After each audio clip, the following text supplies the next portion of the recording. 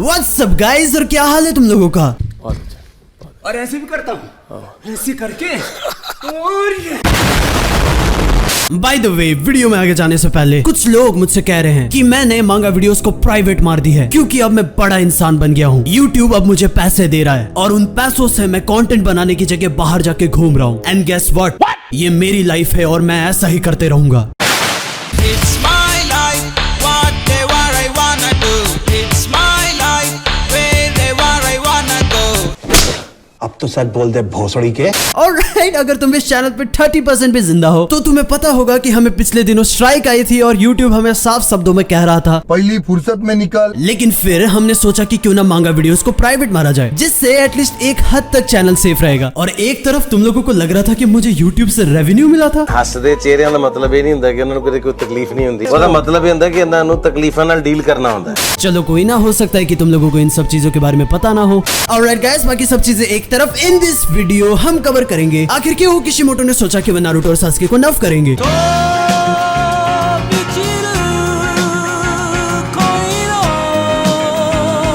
हम कवर करेंगे कि आखिर किस रीजंस के चलते हो सकता है कि किशिमोटो ने कुरामा के सैक्रिफाइस और सास्के के लेफ्ट आई जैसे बड़ी बड़ी चीजें काफी फ्रीक्वेंटली करा दी। और अगर हम सही में बात करें तो नारुतो विदाउट कुरामा और Sasuke without Rinnegan, it's like something जैसे कि तुम सूरज से उसकी रोशनी छीन रहे हो। बट हावेवर जब मैंने इन डेप्थ सोचा तो मैंने काइंड लाइक ये चीजें नोटिस की कि ये चीजें क्वाइट इंपॉर्टेंट थी, क्योंकि बोरुटो ऐसा मांगा भले ही उसका मेन कैरेक्टर था बोरुटो, लेकिन पावर स्केलिंग के चलते सेंटर ऑफ अटेंशन हमेशा इन द लास्ट नारुतो और सास्के पे ही जाके रुक रहा था। भले ही वो चैप्टर नंबर 7 का मोमोशिकी का फाइट हो या फिर भले ही वो फाइट इशिकी के साथ हो। और इनफैक्ट ये चीजें रैंडम ही नहीं है। बोरुटो चैप्टर नंबर 1 में ही स्टेट करता है कि ये स्टोरी उस लड़के के बारे में नहीं है जो कि होकागे बनना चाहता है। होकागे वाली स्टोरी असल में उसके डैड की स्टोरी थी। बोरुटो फिर नेक्स्ट पेज में कहता है कि ये उसकी स्टोरी है, वो होकागे का बेटा है और भले ही तुम्हें पसंद आए या नहीं, नारुतो इस स्टोरी का बस एक पार्ट है। मुझे पता है कि ये सब चीजें थोड़ी सी ऑफ टॉपिक लग रही होगी, लेकिन बिलीव मी ये सब चीजें इन लास्ट कनेक्ट करेगी। अगेन चैप्टर नंबर 1 में ही चलते हैं। बोरुटो फिर कहता है अगर तुम्हें पहली बार में क्लियर नहीं हुआ तो मैं तुम्हें वापस बता दूं, ये मेरी स्टोरी है। लेकिन पॉइंट टू बी नोटेड, फिर बोरुटो अगले सीन में कहता है कि ये भले ही मेरी स्टोरी है लेकिन इन द स्टार्टिंग हाँ, नारुतो ने भी इस स्टोरी में मेन रोल प्ले किया था। कहीं ये सब चीजें डीप फोरशैडोइंग तो नहीं?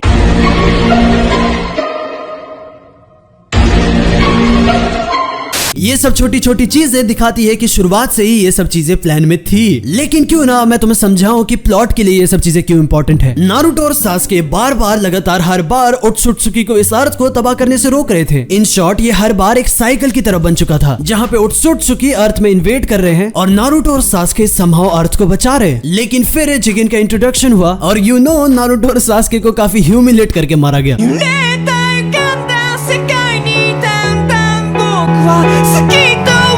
जिगिन जो कि नारुतो और सास्के को भी 2v1 में क्लियरली सरपास कर रहा था, इतने में इशिकी उसके बॉडी में रीबर्थ ले लेता है और ये मेंशन होता है कि वो बंदा उससे 10 गुना ज्यादा स्ट्रॉन्गर है। और टू बी ऑनेस्ट, इस पावर स्केलिंग को देख के हम सोच भी कैसे सकते हैं कि नारुतो और सास्के इशिकी नाम के इस मॉन्स्टर से विदाउट एनी बिग सैक्रिफाइस बच भी पाएंगे। You know what? Forget I said anything.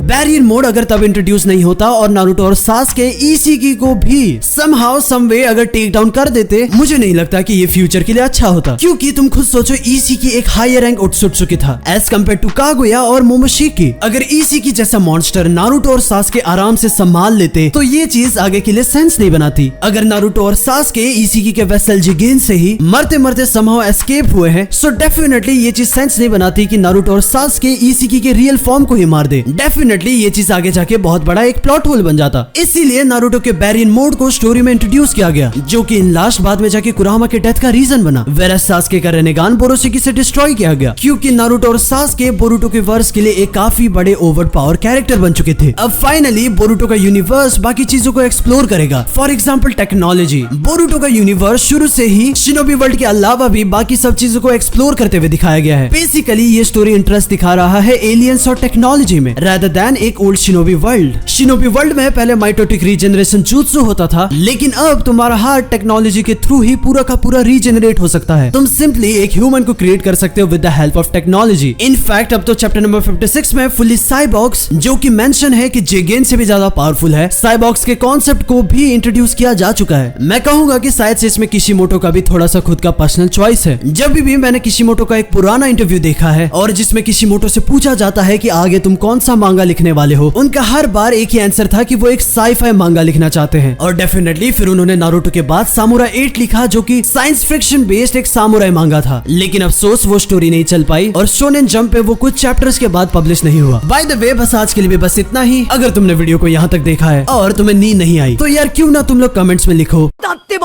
Next video तक के लिए यार गुड बाय।